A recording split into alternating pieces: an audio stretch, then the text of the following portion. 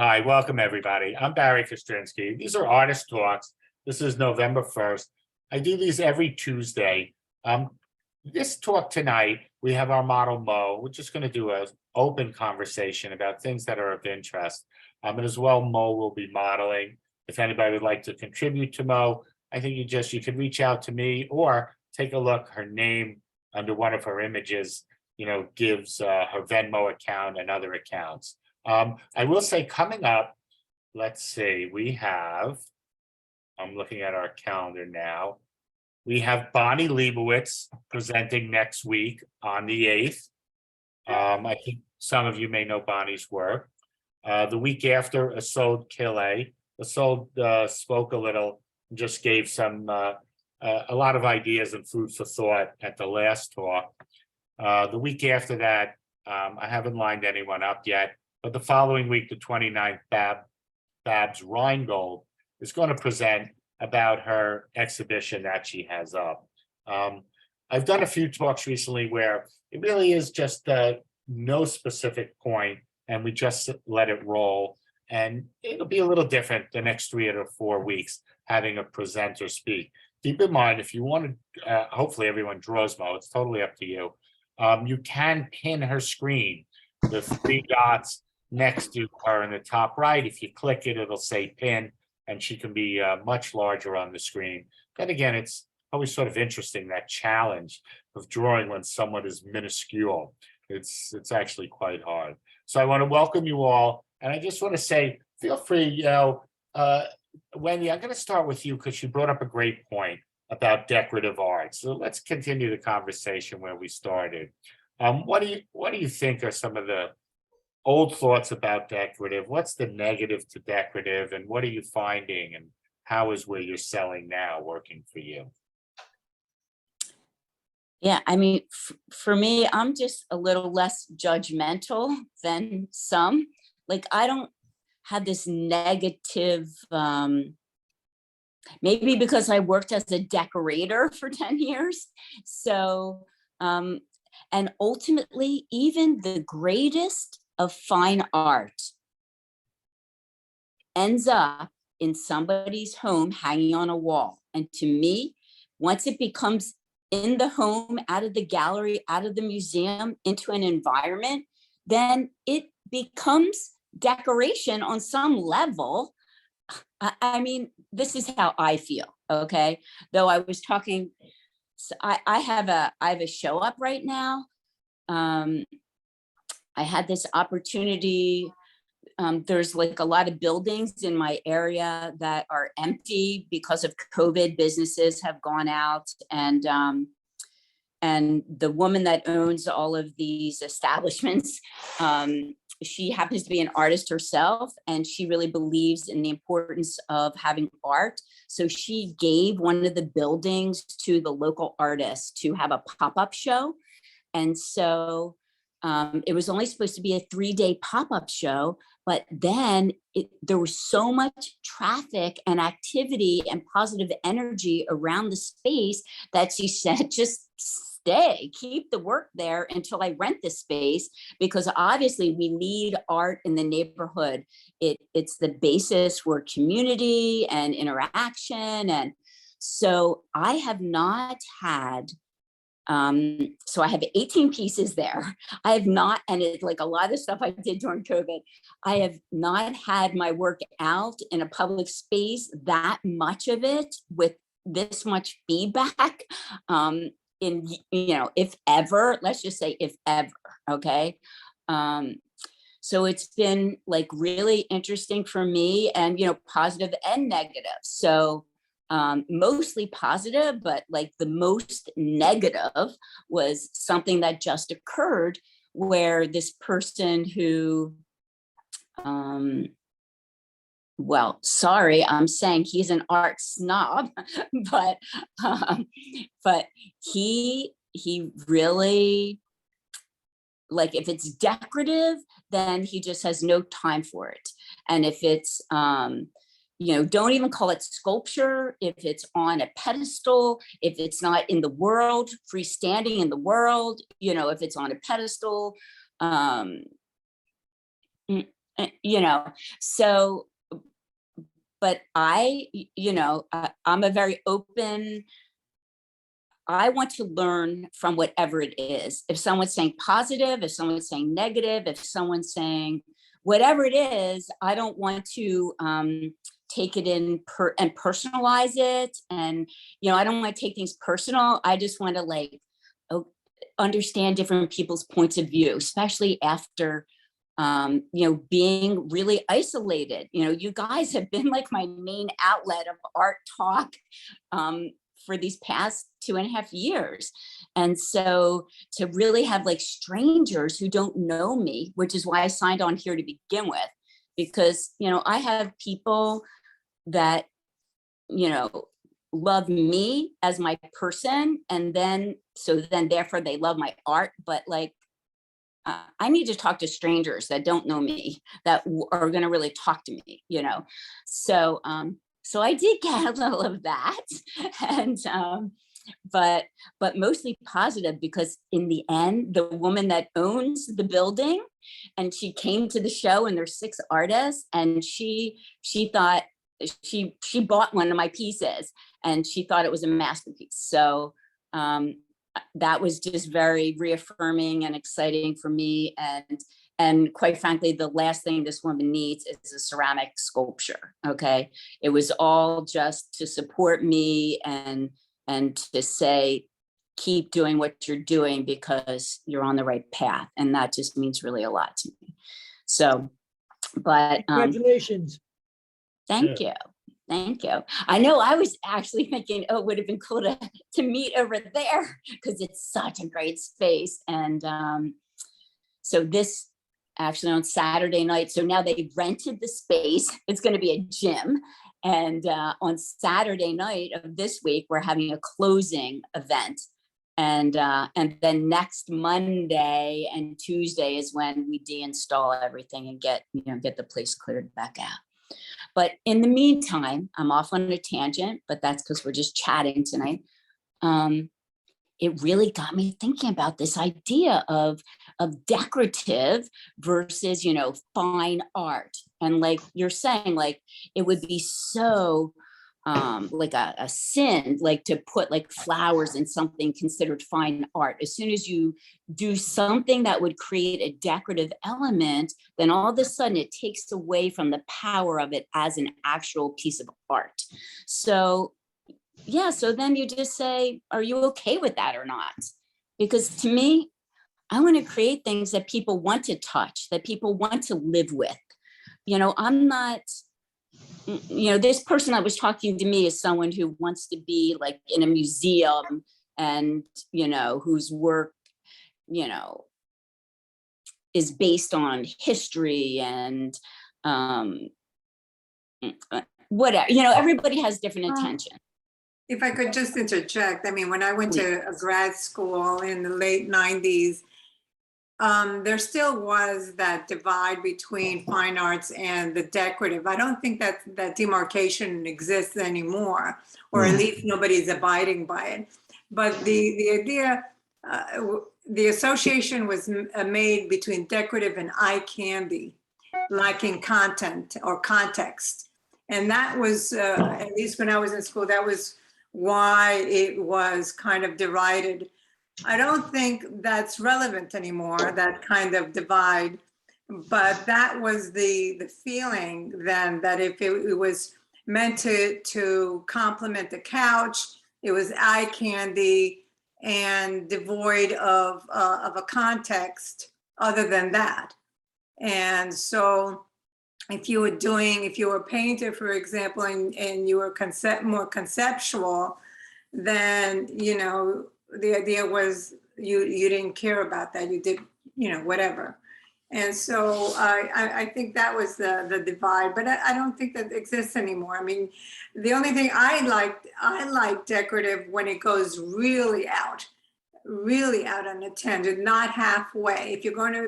If somebody's going to do something decorative, then do something really, really bizarre, rather than half-assed or try to attach the story to it or whatever. But that's just my personal aesthetic. But But what is your definition of decorative? I mean, is your definition of decorative just to match the couch? I think that's basically something that's more eye candy and devoid of content. And in a kind of, having said that, there are, decorative arts. There's a whole body of decorative arts, but for me, that's how I define it. But I like to have the freedom to do both. I think artists, should have the freedom to do whatever they want, whatever definition somebody gives it, you do your thing, and that's fine. So, I have felt sometimes to do more pattern making kind of painting, something that I would never have considered before. But now I do, because I do, so I think as I said before, those kind of divides are not relevant anymore. So, why pay any attention to it? There's a Instagram, Larry's List, and Larry is yes, another Larry, not Larry Aaron's List. And this guy has lots of followers and heavyweights in the art world, and he's putting up, museum quality pieces, but there's no question about it. They're designed into the room. And I think it totally works. And it totally says, you're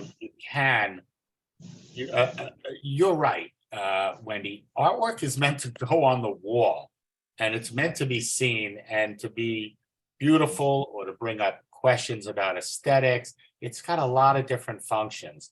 And when somebody comes by and they sort of give you a heavy criticism that it should or shouldn't be this, they're more or less telling you who they are, and they're not really telling you anything about the real world view. And, you're good. That's what my husband said. Wendy, I would have just turned around and said to him, "May I see your art?" No, he showed me, believe me. He showed me. We And talked about his work too. And was it worthwhile? Well, yeah, he's a painter, and he, he does, but he's like a tortured artist painter. Like he said to me, "Wendy, I can tell that you're having a lot of fun making these pieces, but that doesn't make it great art." Well, that's And I'm like, well, it's working for me. It's keeping me Right. sane. See, it just depends. Like, maybe some people work because of who's viewing it and where they want it to go. And other people maybe work to get in touch with their own being and their own essence, and to be present in the moment, and to not focus on the news and politics, and to feel alive. And we all do things for different reasons. And when I make things, I'm not really thinking about creating an art movement or being the first one to do something that's never been done, or I'm just trying to create something that I've never made before, and push to the limits what I'm doing, and to make my technique stronger and my finished pieces be things that people are attracted to and want to live with, which is what started this whole conversation anyway, because Barry commented on the piece. So that's why we're even talking about it, right? If it didn't affect you in some way, we wouldn't even be having this conversation. Right. There was a time where you couldn't use the word beautiful. I don't know if it was 15 or 20 years ago. You couldn't use the word beautiful to describe a work of art. However, now, if you look at the words used, they're almost like words out of the cosmetic industry. And I think it's swung the other way. And it's quite fascinating. You can just pick out words from art reviews, and you can get the zeitgeist of the art world, because there'll be common words that everybody's using. And it's just a word. You don't need the sentences. And I think there is a trend now for art to be too clean. If you look, there's no real dirt, there's no real slop. All the slop is like planned slop in a painting. All the expressionism, no one's flinging it like Bacon flung it. Nobody's doing that. We're all, whether it's the result of art school and people thinking about art history as opposed to emoting through the art. And I know people who hire people to paint their expressionistic paintings. How could you do something like that? Like, did Van Gogh have like a smart monkey in the closet that did that? No, that's Van Gogh. That's him on the paper. And I think that's an important element. But there are a lot of different segments of the art world. There are those that are heavily conceptual. I think the major override trends, there are much more now, but I think the big ones are surrealism and conceptualism. And we had an artist, Melody Provenzano, speak once, and beautiful paintings. I remember 20 years ago when I showed her in my gallery and I introduced her to a great artist. The other artist liked her in more ways than one, but he gave her a sharp criticism of her work because he came out of the Slade in London. He came out of sort of conceptual based art, and he found the fact that her work was, eye candy to be not enough. Of course, it was much more than eye candy, her work. She was a brilliant painter doing her form of realism, but the objects and the surreal setting and the playfulness was quite complicated, but it wasn't enough for him. It was too recognizable as like, that's an incredibly polished painting, and people will respond to that. And the art world is so diverse now. There's always people that are going to be for and against this, and you try and make up a dogma for art and then say the opposite, and that works too. I think Yeah. I was just going to interject and say that I think that I agree with you, but I think it's more because of technology. Everybody wants the Photoshop quick image that's easily read, but I think there are people that are slinging it. And to go back in history, Franz Klein, he studied and he redid his strokes just to get it all right, just to make it look like it was a spur of the moment, but it wasn't. I mean, he did it over and over again to make it look like that. So, but I think everything is driven by technology today. So if you could Photoshop it and you could do a lot of things, and that clean look, I can't stand it really. I understand it, but it's easily recognizable and easily read, and I'm all for slinging it. I love bacon. I do. I love bacon. Now, to pick up on the trend that you're mentioning with technology, there's the new paintings by artificial intelligence. And Walter Robinson is a thinker worth following. He's also a painter worth following. He's quite a brilliant guy. And he put up an image based on the few words that he put in that the AI program developed.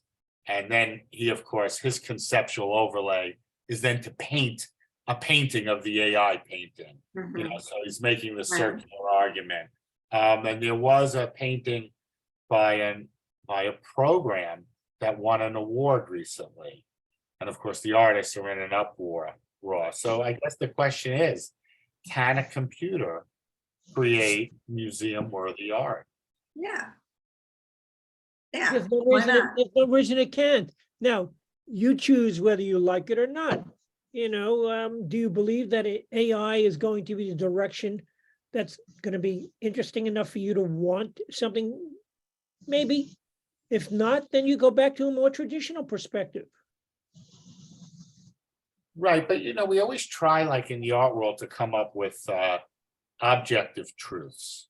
We try and come up with, it's one thing to do something beautiful, but can you lay out beauty? It's one thing to think, I believe in God. Can you prove his existence or her existence? So I hear you, Larry, but I know it's an endless struggle, and maybe that's the whole point. You just think, and AI and all of this other stuff, these are tools. That's all they are. Just like the camera at one point used to be a tool. It's just another tool. So I don't think it has anything to do with with truth or degrading art in any way. It's just another tool. I think And that there are many AI outlets for it. I'm sorry, I Larry? was going to just say, I think that AI is moving to become a conscious element unto itself. And I know this sounds strange, but in the great science fiction writer, Dick, he's done so many different things that predicted the coming of so many different changes. I'm just going to segue for a moment just to continue on that thought. Does everyone remember the film Minority Report with Tom Cruise? Yeah. Well, the police have now developed an AI program that's based on predictions. Mhm. Right. Minority Report was all about predicting who's going to kill someone next. Mhm. So it's moving into the conscious, I think the conscious mind that AI will be a conscious set of intelligence. It'll be different from our intelligence. It may be better than our intelligence. It may not have the baggage that we carry around. But I do believe that AI is going to step forward and will be a new form of intelligence. And, as all science fiction turns to truth, it's happened before and it will happen again. I think AI is stepping in that direction, and it scares the hell out of me. Well, it's very interesting because, like, for example, on Instagram and other social platforms, they have a lot of marketing people talking as though they know how to beat the algorithm. And, all of these things, all of these programs are based on certain algorithms. You can never beat the algorithm. It's so ridiculous. And Well- artificial intelligence is just another, it has parameters. Maybe in the far future, it'll reprogram itself, it won't even need us probably, but. That's exactly right. So it learns from its own mistakes. Right. And that is why I consider it one of the truly the next levels of intelligence. Yeah. It will Well- continue to learn. Larry, you used the word consciousness, and I'm wary of words that we don't know the definition of. And conscious and unconscious, I've seen different definitions. Let me ask you, how would you describe consciousness, Larry? Conscious, of being aware of what I'm doing and knowing that there is a cause and an effect. I'm conscious of what I'm doing. Present. Present. Is consciousness part of being human though? But it's all Yes, our I own think it is. perception. I'm sorry, I couldn't hear you. I Please think repeat. the question was, is consciousness part of being human? Well, let me ask you, in the future, if an AI has consciousness and is aware of itself, will that make it human? It's Well, a little, yeah, wouldn't it? I mean, isn't that in part the definition that we are, a lot of people are trying to apply to animals today? That If it could be Definitely produced. there is definitely a consciousness to a higher level of animal. There may be a consciousness to an insect. How would we possibly know? It knows that there's research. It may be a different consciousness, and AI may be a different consciousness. yes. But the thing, we are unique in the ability to self-reflect on our own lives and our own day-to-day activities. But, what who's to makes say us that different? animals don't do that too? Do you know what makes us different than most other animals? And I'm not talking about the thumb. usually art. The what? Usually it's art, but they found a bird that actually makes an artful nest. Well, Fish do actually, that the thing that makes us of a higher level is the fact that we recognize ourselves in a mirror and can discern who and what we are. Other animals recognize themselves in mirrors, and we don't know if they can discern who and what they are.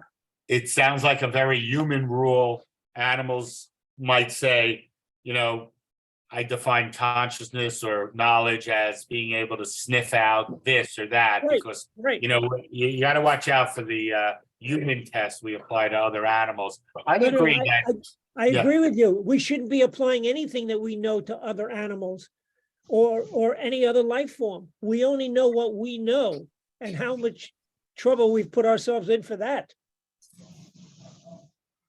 You know, Yeah. I just I think that art is when it's done by a computer, when it's done by an artificial intelligence, it has an ability to do what it does.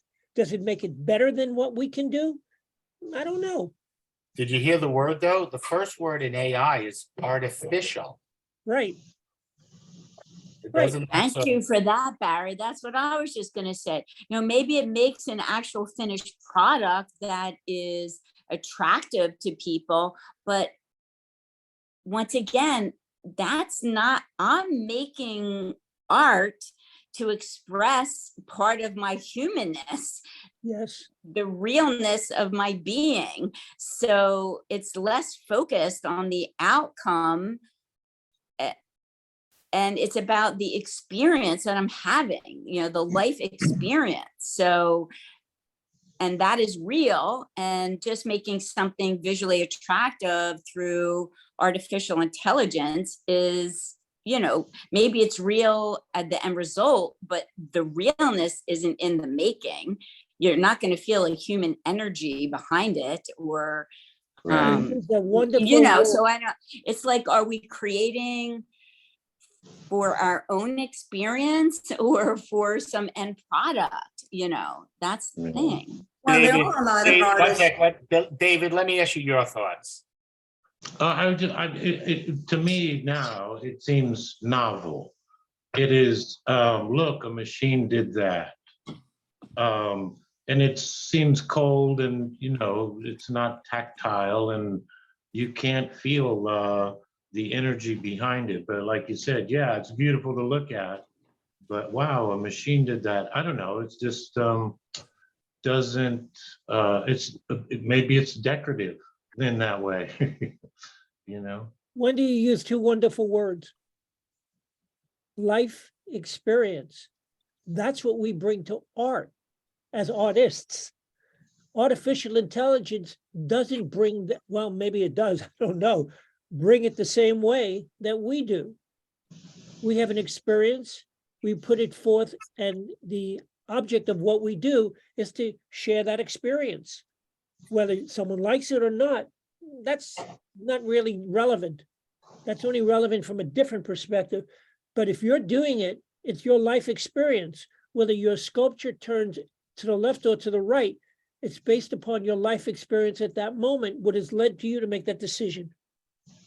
Artificial intelligence, and I think you said B, is that your name? Olga, as Olga has said, is a based and built upon algorithms that have been programmed into AI. So it doesn't have the life experience yet. So let me ask you the tough question. Yeah. Are we just a conglomeration of programs built into us? Are Welcome we to the Matrix. Totally. Right. I think we are. Neuroscience, I think, says that. You know, these neurons fire together, and they're based on a lot of different patterns that have come from our lives. And I don't see that any different in AI. I mean, yeah, right now they're based on algorithms, but their ability to collate all of history in a certain way is fascinating. It's almost like, you know, they're firing in such speed, we can't possibly do that.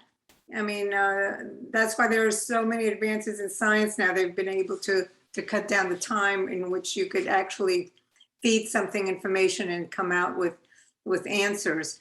But I don't know. The definitions about what makes us so special is not really studied so much. I think it's our projection. I mean, we want to be special, it may be that we're not, I think the heart of the argument is, if you sort of agree, it's not so much that the machine becomes conscious, it's just that you take the soul out of being human.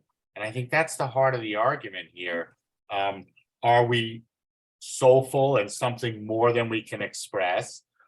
And is a machine never able to achieve that? And so that's the crux. I would imagine religious thinkers would say only artists can make real art. On the other hand, a set cannot know itself. Nothing can know itself because it's thinking from itself. And we're humans, we're a form of monkeys. We're going to know monkey stuff, and that's it. We are not going to know us outside of the realm of our brains. On the other hand, I sense there is something more that I could tap into when I draw and I paint. I cannot explain that to you because I'd have to explain it in monkey words. And so we're in this world where if you rationalize it out, we're just neurons firing, we're just patterned beings, and there's nothing more to us than what we can know. But rationalism doesn't get you the world. It gets you maybe our analytical view of it at best.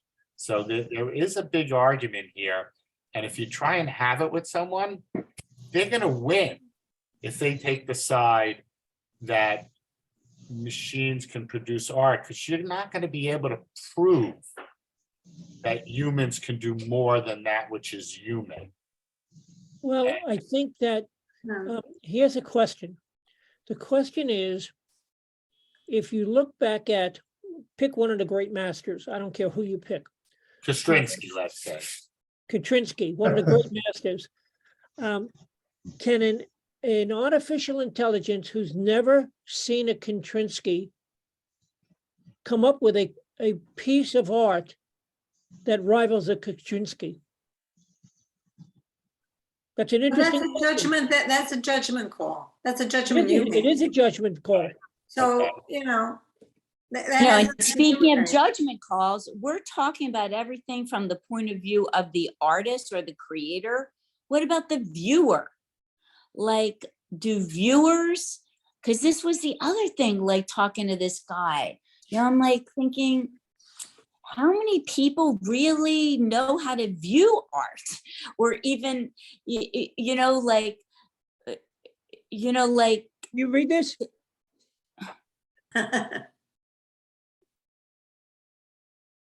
Okay, yeah. Mm-hmm. That's what you're saying. Right. That's right. But how do we know what we truly make others see? Everybody, like this guy I was talking to, like he had gone to the Jasper John show was just in Philadelphia, and now we have Matisse here.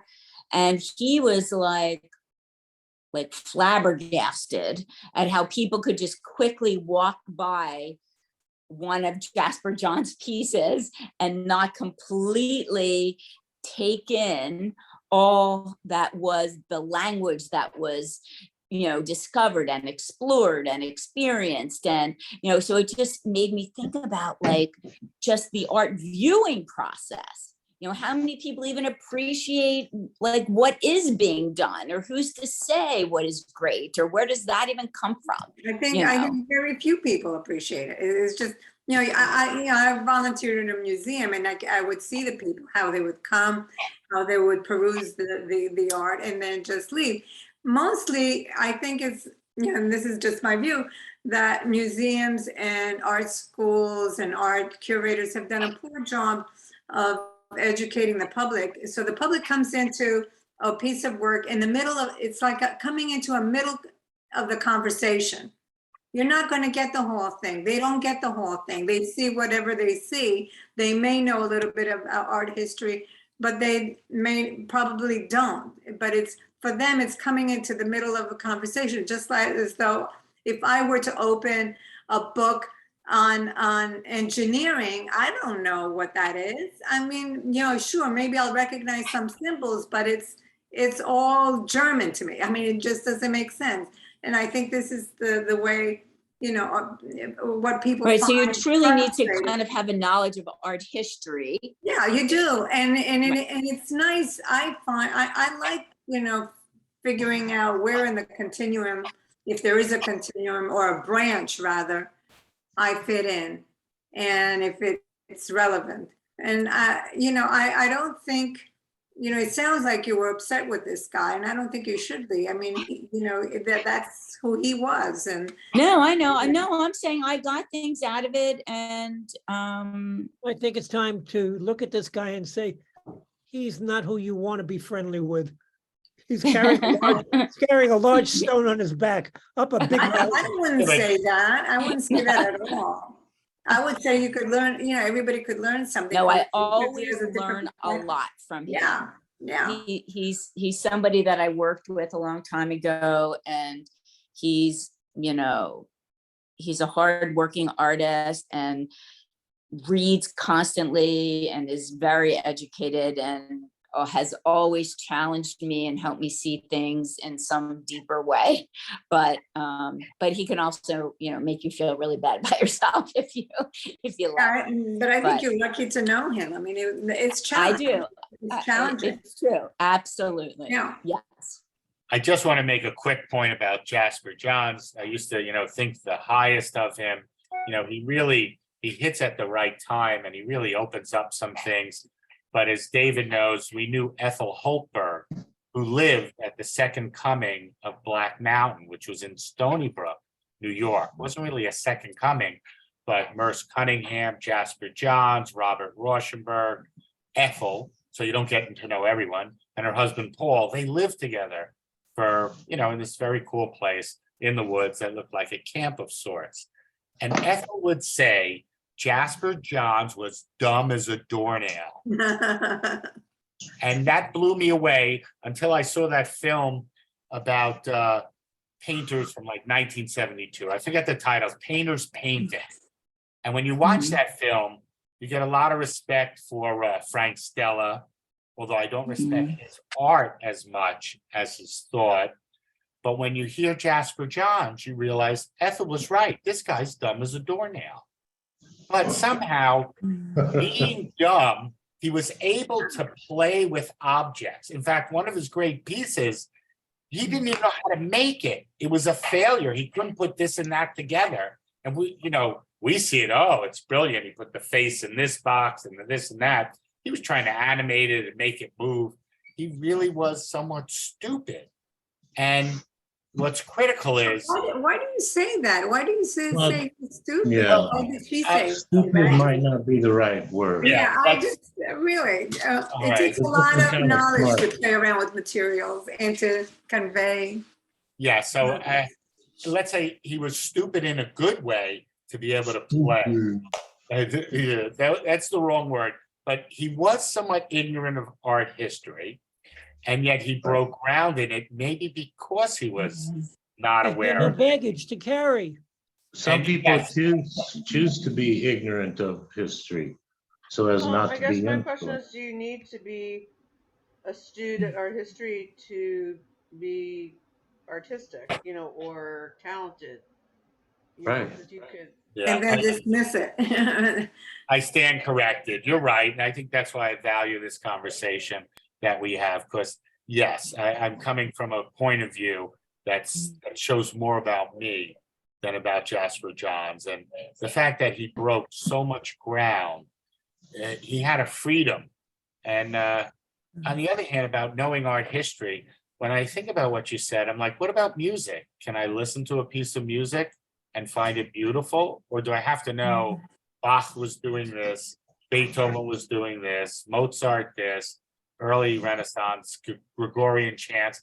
I don't think so. I think music, You don't have. you don't have to. We sort of, it gets us, you know, it vibrates, you know, it resonates very deeply. So I would guess the same has to apply to the visual arts. But I mean, I I agree with remember you on that. seeing Jasper Johns' The Gray Show at the Met, and I was like, man, this is the most boring stuff I've ever seen. But then I saw another Jasper Johns show where it was more colorful. There was some there was some shifts in his artwork.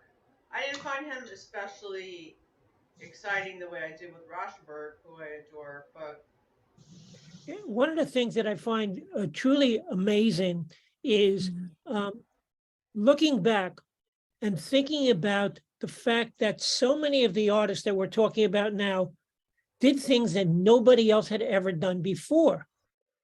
They were really the stepping stones to many of the artists that are there today. So, and I respect your opinion. I just look at it and I say, he broke ground that no one had ever done before, or not had done in the way he had done it. And so I respect all of that stuff. And as you said, Dan, I think you said, David, I don't have to like it, but I could at least understand that he did something that no one else had ever done before. And I think Olga's pointing out new ground is being broken by technology and tools. Yes. And so there, there's that element. I mean, I told you I went to the Hopper show. People say to me, "Oh, Hopper." Hello, Bear. You don't like Hopper. But I looked at it from another perspective. I looked at it from the fact that look what he did when he did it. And I said to myself, my gosh, it was so different for what was going on. The same is true of Turner. Turner was Exactly way right. ahead of the game. Hieronymus Way ahead, Bosch, way ahead of his game. No question about it. No question about it. Michael, what are your thoughts? He's checked that. Yeah, I like the way you segued that. Checked out. We're not going to let Michael stay silent the whole night. Oh, he's gonna. yeah, I'm gonna stick my 2 cents in. I think that in terms of technology, I think of that art is it's a personal exploration. So the person is evolving and using art as a reference to evolve and transition to the next level of consciousness or something like that. Mm-hmm. So if we use the technology as a tool, it can accelerate our learning process.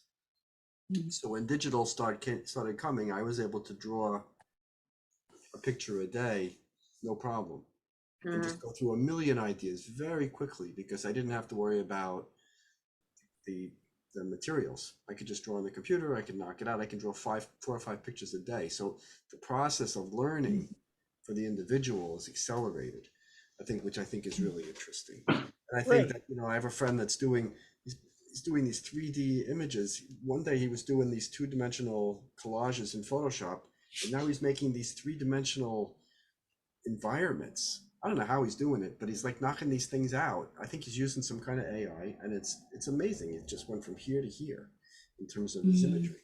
So, but he's using the technology, and he's evolving with the technology. So I think as a material, it's interesting. But I think it all goes back to, the individual spirit as we're spiritual beings trying to come into, and I think it's also a way of deconstructing the psychosis that we all inhabit in our daily lives. I think we all been traumatized to a certain extent from childhood, and that a part of the art process is the deconstruction of that trauma, to kind of reconnect with our individual self, which is what gives us that sense of resolution in the imagery. So when we make something and it's, oh, that really feels true, it's a reversion to our essential selves, which we have modified due to the traumas that we've lived through up to that point. So I think that in that case, we're using this tool, we're evolving, but and I think in terms of like how they're gonna, how history will look at us, this stuff will be so commonplace in 50 years. The tools that we're just starting to play around with will become so commonplace that they'll look at us as like the people that used the film when they took pictures. Kids don't even know what that is, Or if you look at early Renaissance, when they didn't get the perspective right, Brunelleschi had to come around and figure out the laws of perspective so people can make lines recede properly. I still love the early Renaissance and work before it, just for the fact that the perspective's wrong, creates a certain power. But that became a tool to lay out a two-dimensional space, so it really looks three-dimensional. And from the Renaissance to the Baroque, it's the same thing. The Baroque started changing the Yeah. horizontal. But that too was a result of architectural tools and scientific tools. So they're the same thing. But I think we can talk about that, but I think we have to put it in the context that what is it that we're trying to manifest in the, I mean, that's just what I'm doing. It doesn't mean what everybody's doing, but we're trying to manifest this kind of balance between subjectivity and objectivity. We're trying to find out who we are as our essential self, and from there we can find out what universal commonalities between ourselves, because we're so in touch with the balance between consciousness, subconscious intent, whatever stuff like that, right? Now I'm starting to think I'm sounding really smart, so just I was just going to say that. yeah, it's all just but it's really interesting. We're talking about this, and I'm thinking about what the Brooklyn Rail, the last couple of meetings, what they've been talking about, and I think that part of the observation that I'm making about art in terms of connecting to an audience is that a lot of artists become very didactic. It's like everybody's trying to teach something, and so you have a painting that's a pattern. Patterns are nice. I appreciate patterns, but I don't see how that's that. And conceptually, I can understand the rationale for the pattern, and I can understand that there's an intense thesis around this pattern, and the colors are very nice, and the pattern's very nice. But at the end, when I look at that, I say, why is that person obfuscating by using the pattern to create art instead of revealing something about themselves, or just reaching for something that's transcendent of the conscious intention? Like they're trying to they're using this rationalization to make art. And I think that the audience looks at it and goes, wow, it's a nice pattern. I got lots of patterns. I have carpet, I have this, I have that, I have that. It's a nice pattern, nothing wrong with it.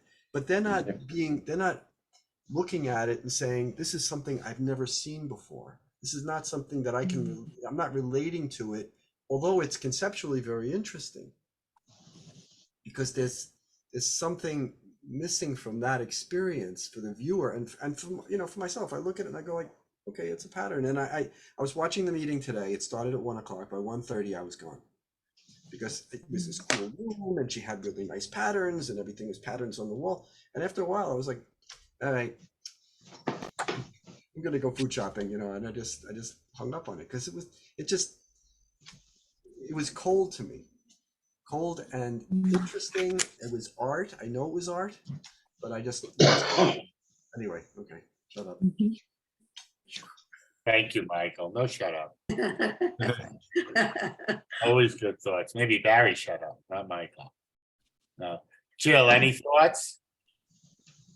I love putting people on set. I do want to try one thing, but before we end, this is more of a performance piece. I want us all to not speak, and for about a minute or two, and it may feel awkward, I want us to look at the screen and do a variation of, and many variations of things like this. And so, in other words, we're going to communicate non-verbally. And I did this with Mo before, and maybe it'll be that we look frozen, but I like the idea that we're sort of visual actors doing, to be. I usually get paid for this. Barry. And if you see my picture on the porn channel like this. Exactly. Yeah. I noticed Obviously. where you went, Larry, and I noticed where David went, Larry. So, and David, by the way, is quite a fine actor. So why don't we try it just for fun? I think it'll be a hoot. Let's all try and do you get the idea what I'm saying. And, it could be goofy faces, it could be, because it's something about like when you see somebody and they just open up their eyes a little more. There it goes, Mo. And all right, Okay. Moser, let's start it and no talking. And then I'll say stop in like a minute and a half. This kid fail loudly. And maybe that's the thing about art. You have to be on that edge of failure.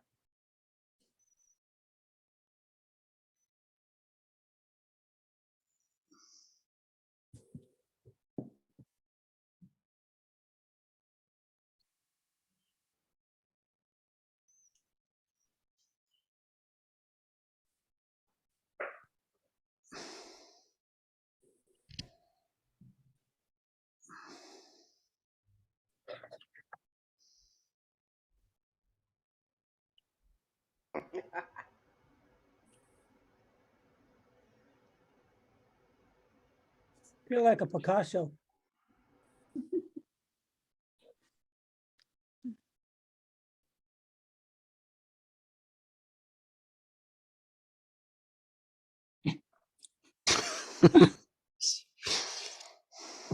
Michael.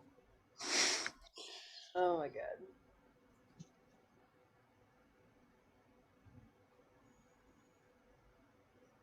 That was great. That was great. You could notice the professional in David Gregory there, by the way. That really was good. That was Did you get fun. what you needed? Did you get what you needed?